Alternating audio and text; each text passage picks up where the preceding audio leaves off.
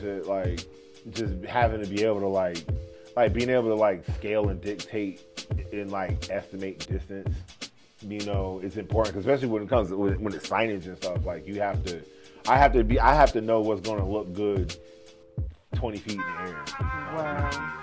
That's like, you know, very impressive. I gotta be able to make something that is a 10-foot sign look proper 100 feet away. We live with them people. Dogon Krigga is in the building. They here. Mm-hmm. We here. Let's go. Shout out to everybody that's tuning in. Welcome to Think Kingdom Media. It's Darius Dior here. I got my peoples with me. Nothing but love, nothing but grace, nothing but peace. Salute to y'all. Thank you for having me. No doubt, no doubt. First thing I wanted to say, y'all officially are teaming up or really getting ready to put together this dope event. Mm-hmm. And I want to know about it because I was told that I got to be there. Yeah. So we're putting together an event called the Culture Session, and the Culture Session is defined as art in collaboration with the people, but also art in collaboration with me, Dogon Krigga. Like, so the event is interesting because it's a two-way street. Like, I'm presenting this thing as like, okay, yeah, this is an opportunity for, you know, the people to come meet me and co-create with me, and, you know, we collaborate on you know, a creative art experience together. Like, you know, I'm inviting people into my mental space to make art with me, but I'm actually, you know, inviting myself into theirs as well. Like, you know, like it's collaboration. So, you know, it's a two-way street. We're meeting in the middle here. We're, you know, people are coming to create. Like, I'm curating an aesthetic to make art with other people, but I'm also coming to make art with them as well. You know, so I think it's a really cool opportunity for creative people, or for people in general, to build community, to fellowship, you know, in creativity, enjoy an afternoon of food, drinks, you know, each other's company, art. You know, there's going to be great conversation. There's going to be great music, you know, just great vibes all around for people to come and, you know, get a snapshot into, like, you know, how I make art, you know. Yeah, so that's what we're doing. So you are Dogon Krigga. You're a visual artist, graphic designer. And you have a specialty in digital and mixed media collages. Is there anything else? Yeah. Well, I mean, that's pretty much it. You know, mixed media collage artist. I do other stuff too. So, you know, I do installations. I'm a muralist. You know, I do like found object installation, which is, you know, when you think about it, it's really kind of just like 3D collage, or like, you know, collaging with, you know, found objects. The same way I collage with found photographs. You know, I'll find a photograph and, you know, take what I want, cut what I want, and recreate a tableau, you know, visually. But I'll do the same thing with found objects. You know, I can take a pair of shoes, I can take a glass of water, I can take, you know, a tree branch, and the same thing I would do on my, you know, on my canvas, or like on a flat space, I can create that same thing. So it's really all like, you know, just like the art and science of, like, you know, found objects telling a story. Right. Are you familiar with Aja Monet? Yeah, I know Aja. So when I hear you talk about what you do, who you are, I think about what she does. Yeah. So it kind of like put me in the same mind frame as I'm like visually seeing. Yeah, I love her aesthetic. It's really bright and like popping. We actually like, I have a mural at the library now, and she, like, we both have murals at the library on opposite ends of the building. But yeah. So mine's is by the main entrance, and then hers is on the other side of the building. So if you're coming down Assembly, it's like you see it there. Okay. Yeah. So that was cool. I've admired her work for a while. So, you know, we run into each other, and it's cool to finally be on a be like, you know, be creating, like, you know, like, and I wouldn't call it a collaboration or co-creation, because I mean, we kind of just did our own thing and, you know, came together. We converged at one point. You know, it gave, you know, gifted Columbia, you know, some beautiful things to look at. And Kree, what do you do in all of this? What do I do? So I am the event planner, event coordinator. For April 1st. For April the 1st. So that's when it's going to happen. Mm-hmm. Yeah, it's April the 1st. And we need to be there because y'all going to be there. Yes, because we really got together, of course, this is their vision. Right. But I'm just coming to help pull the back end things together. Expedite. You know, yeah. things. Run it and sometimes we yeah. get together, we work.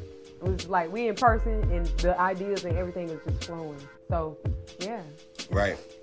So I know you recently had a collaborative experience you referred to as the Collage Buffet at Richland County Main Library. I think we were talking about that a little bit. Yeah. You had over 60 people in attendance. Mm-hmm. How did it feel to see so many people show up and being able to create, with the public? Man, that was awesome. I was not actually expecting a turnout that large, and it was really interesting because it was my first time getting to create with such a wide age range. So a lot of kids came out. There was a lot of families, parents, but we had seniors, elders in the community come out all the way down to, I think the youngest kid in attendance was maybe 5. Everybody in between, and just people from all different walks of life and all different backgrounds converging on these aesthetics that I was sharing. So I put together the Collage Buffet with images from Richland Library's local and state history archives of photos, and just pulled out, remember this it was for Black History Month, so highlighting some of the historical giants that shaped our community.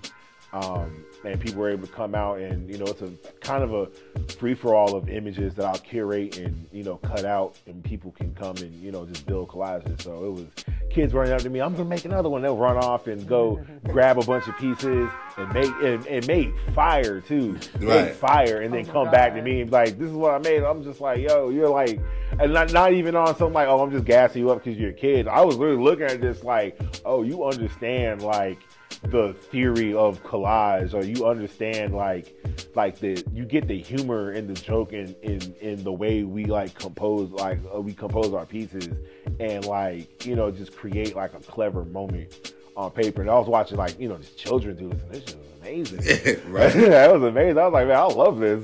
You like a yeah.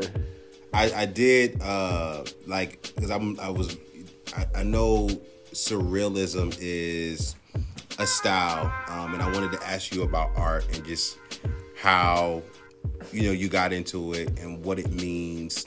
But I want to talk about Surrealism. How did you first get into Surrealism?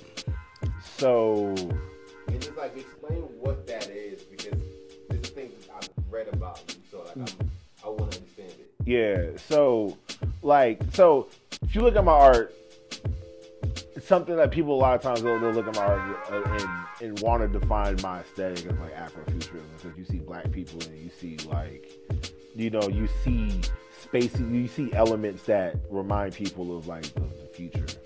But I lean more towards defining it as surrealism, because if you take time out of the equation, because to understand Black people, understand Black culture, it is a timeless thing.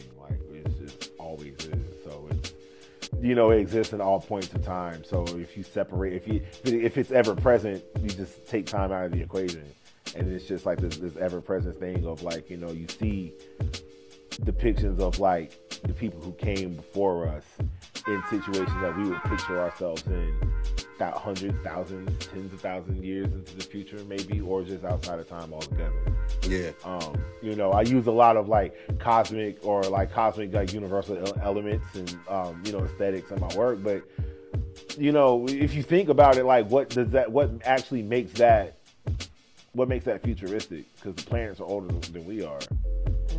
The universe, the galaxy, the universe is way older than so we can't even wrap our minds around a timeline, for these things to exist.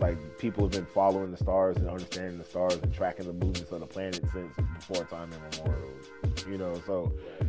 So I lean on that and bring images of Blackness outside of time, outside of the timeline that we're currently on, outside of the events that shape history in a linear fashion for us, right? So that's the connection between Afro futurism and the concept of surrealism. Yeah, so I laid the foundation of that Afrofuturism. Now get into like what like the surrealism is. So what I'm really presenting is like when you look at the elements, you'll get the idea of Afrofuturism, but it's surrealism because I'm just giving you otherworldly experiences and I use the word like tableau, like situations or presentations or visual concepts or stories, documenting culture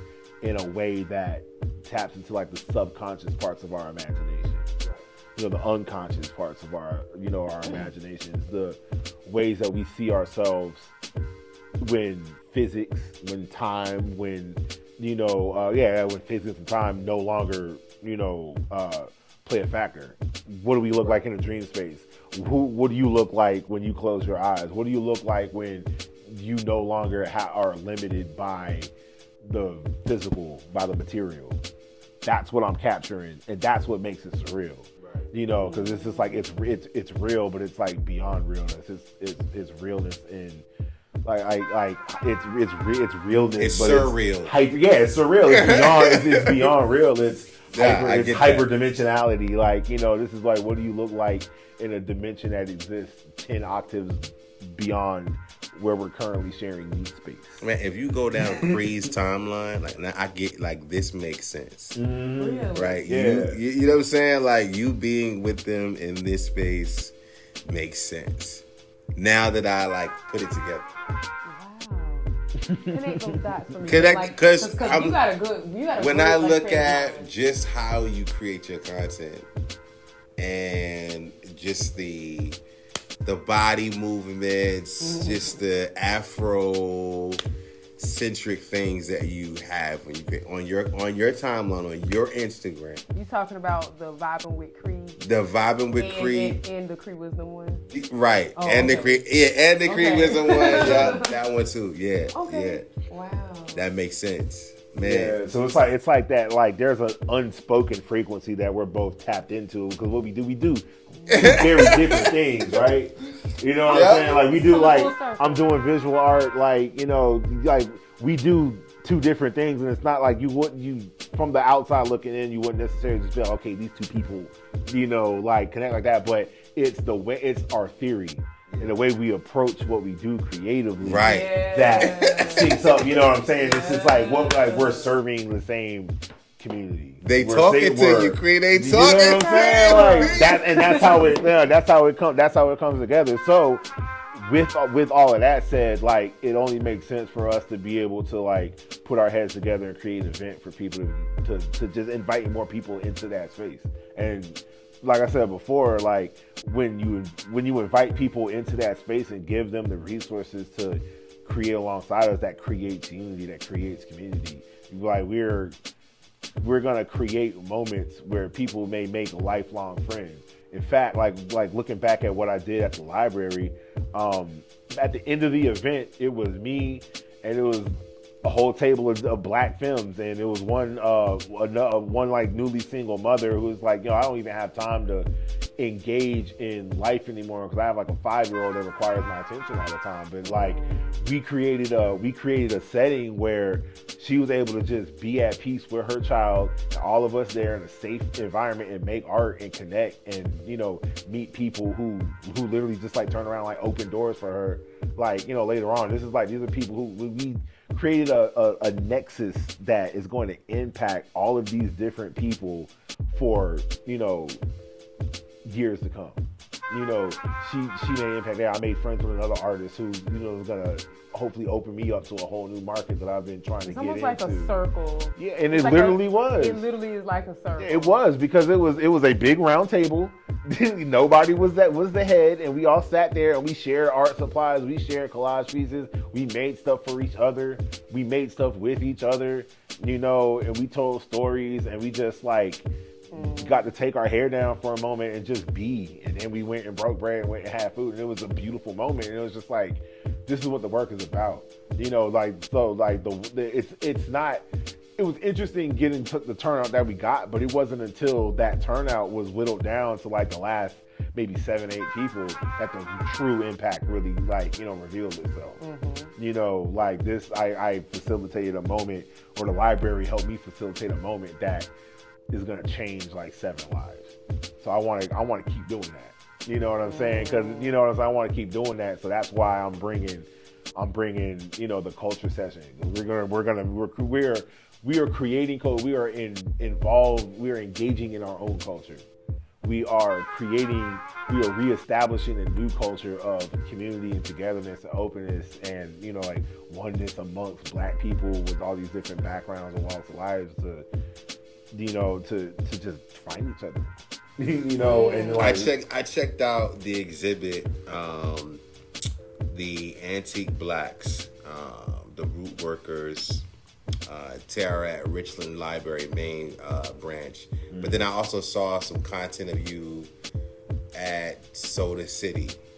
And I think you were talking through like what it was and what it is. And I think you may have had somebody there. I think might have been like trying to, I guess, help explain it.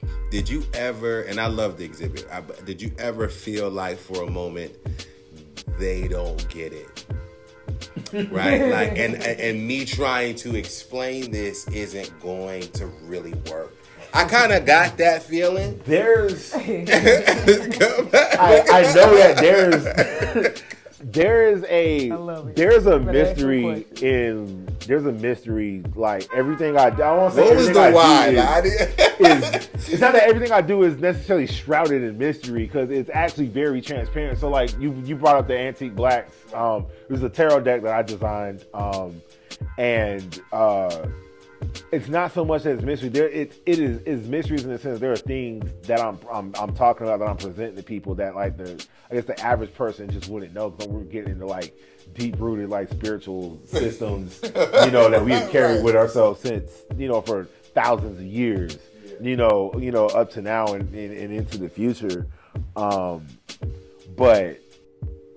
yeah, I'm working with that, but I'm also putting stuff that was, you know, once like whispered about and kind of like hush on, you know, on a huge stage, like on the public, you know, in the public library. Right. But the thing is though, is that what's important to know about it is that it's what I actually did was I'm archiving and documenting cultural practices of Black people, spiritual cultural practices of Black people, the ethnobotany of Black Americans from since we got here. You know, that's what I'm doing. So really when you think about it, like people think that like, you know, tarot and mysticism and crystals and all that woo-woo stuff is just like, you know, something different. But like, no, these are the practices that kept us alive. These are the practices that brought us here. And when I say us, I mean like the three of us in this room brought us here and opened up, you know, the things around us, like brought us the resources. These are things that like our ancestors survived. You know what I'm saying? Like some of the most hellish conditions that you can imagine with these same tools to get us where we are today. So now, like, it is up to us to acknowledge those tools, you know, give thanks for those tools, and then also, you know, declare that these are ours. This is the Antique Blacks. This is the culture of Blackness that predates us.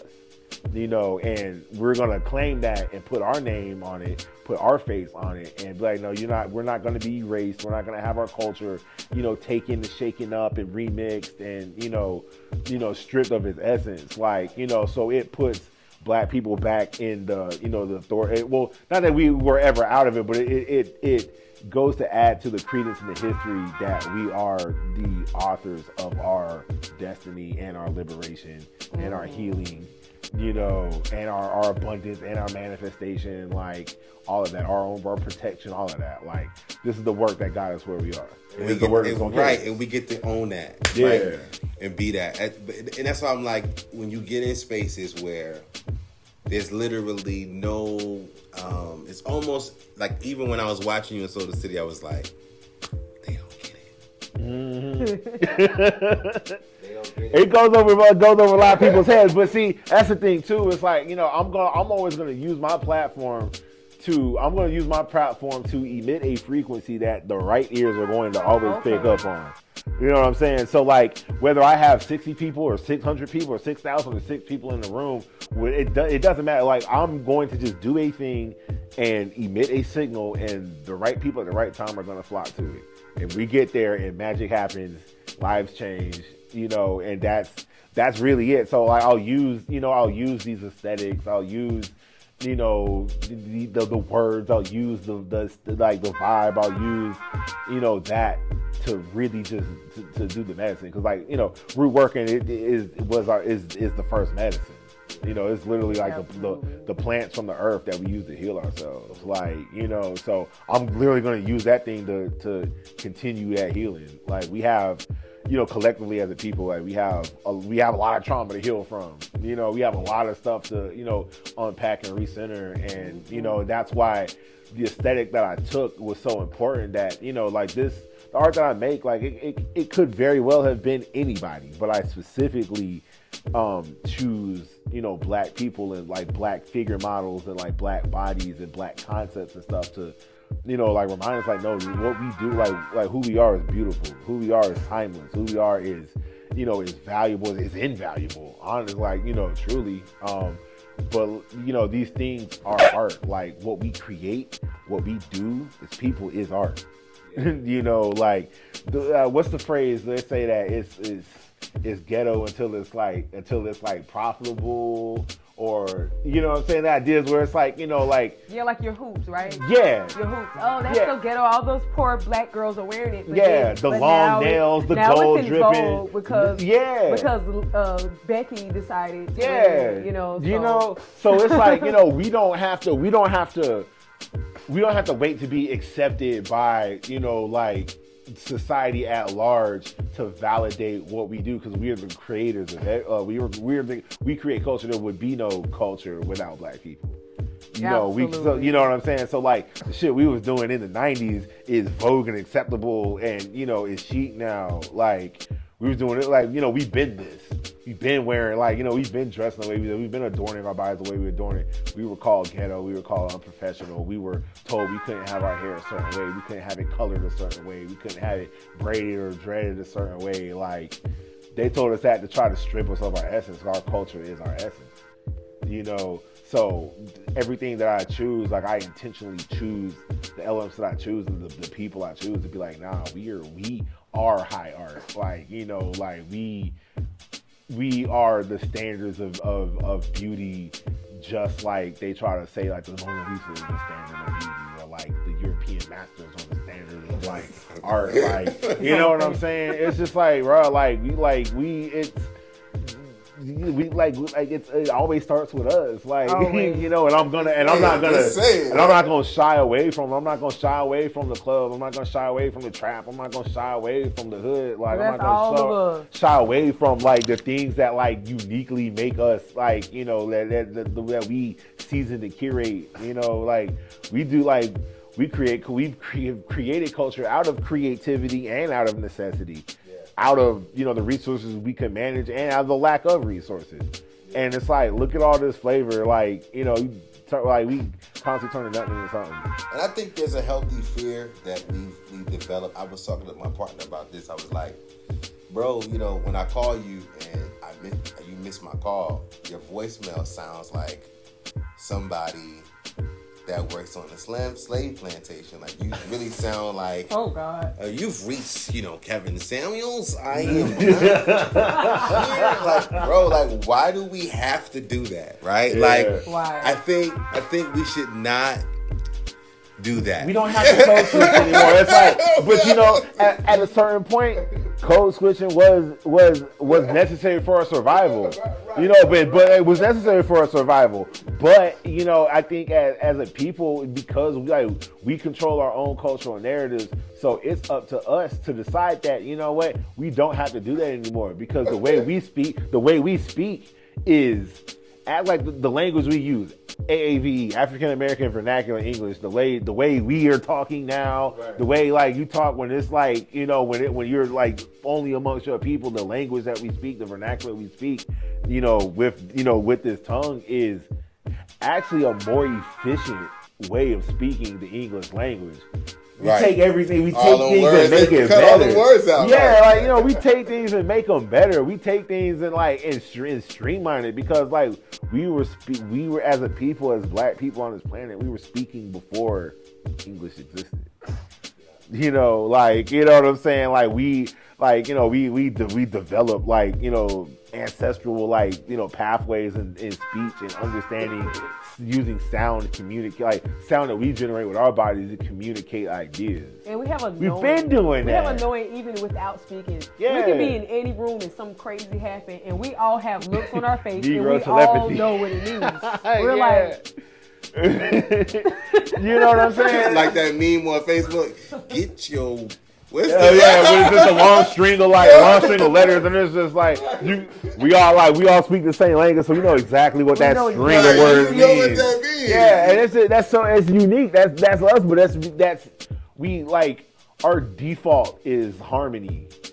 As a people, like our default is harmony. Like our default is going to be like being on the same page, being you know what I'm saying? That's just how we are. Like we come together, we unify, and we like, you know, create this dope thing. Like, you know, whether we were like, you know, sitting around the fire, drumming and dancing, like that's spontaneous. Like that's spontaneous. We thrive there because like we creative. Like you can't blackness can't ever be erased or like exterminated because like we are just naturally creative. Like we could have everything stripped away from us and we still make music. You know what I'm saying? We still make music with our body. We still can make music with our voice. Like, and that's special. You can tell us we can't. You can try to strip our tongue from us, and we're just gonna take your language and make it our own thing and make it better. So, like, to go back to the original point, like, yeah, we are the authorities of culture, and we can define culture for what it is. We no longer have to rely on or listen to, you know, this like a whitewashed, like unseasoned, you know, idea of what culture is supposed to be to say that, oh, well, to be professional or to be in this space, you have to talk a certain way or carry yourself a certain way. I'm gonna be me. I know what I bring to the table. Right. Like, you know what I'm saying? That's why we gotta be in the building April Yeah. 1st, man. In closing, man, is there anything that you want to say to inspire artists or just promote yourself and your brand and your business? You as well, Krieg. So what brought us here was the culture session. The culture session is happening April 1st. You'll see my posters, you'll see the flyers, you'll see the events, and the link I'm assuming the link will be posted with this video to the Eventbrite for you to you know, to book your space in the circle. You know, it's not free. So you see this work. You know, see the culture session. That QR code right there will tell you where to go to, you know, to register. It's not free, but what comes along with it is almost unlimited art supplies to create. oh, my camera's right here. You know, unlimited art supplies to create. There's going to be food. There's going to be wine. There's going to be good drink, music, conversation, like all of that. You know, that's what's going to be there. I'm uninstalling my current exhibition at the library this weekend, the Antique Blacks, Root Workers Tarot. You can find me on Instagram at Art by Krigga. You can find my website, artbykrigga.com. All of those things will lead you to the registration for the culture session. Will lead you to where you can check out the Antique Blacks, Root Workers Tarot, and purchase your own copy of that deck. I'll be at the library at Richland Library at the main branch for until June, doing programming. Do I need to wait? I can wait. No, you keep going. I was trying to sneeze. Oh, sorry. Yeah. I mean, like, I'm ready to wait. You've Like, been doing that the whole time, bro. Yeah. I Like, didn't get up the first time. oh, you good? I'm sure you can you would be able to edit around it, chop around it. All right, but so be at Richland Library till June. I have office hours every Tuesday and Thursday from 5 to close. The library closes at 8 o'clock on those days, where you can drop in on me. We can have a conversation. I'll be offering programming based to give people wisdom and knowledge and understanding and information about graphic design, which is, my trade, my creative trade, my day job. Talking about the art, and then there's gonna be lots of beautiful things to come in the future. There will be more culture sessions coming soon. There'll be culture sessions in other cities coming soon. There'll be another show coming soon. I'm already cooking up ideas for my next exhibition, so stay tuned. Art by Krigga on all platforms. Artbykrigga.com, and so tap in and just see what's coming next. Man, Dogon Krigga, we appreciate y'all coming through. Salute to you. Love you all. We didn't get a chance. What do you have coming up? That's not. Oh yeah. That's not me. That's not. That's not this. That's not you. Yeah. Yeah. What do you have to plug? Vibing with Creed is moving into a phase of spending a little more time getting into creating courses and books and wanting to get more into the consulting side of things. So I will be doing more event planning. You can also book me for event staffing. Or if you're just ready to, you have an idea for an event, you're not sure how you want to flesh it out yet, you can always consult with me on that. And the rest, I'll keep quiet on. You can follow me at Vibing with Creed on Instagram or Twitter. Hit that link in the bio. Check out my playlist. Check out my videos. Check out all the dope artists that I am promoting. Check out the events I'm promoting. Salute, and we out. It's Darius Dior, Thinking Kingdom Media. Thank you so much for y'all being here. Peace and grace.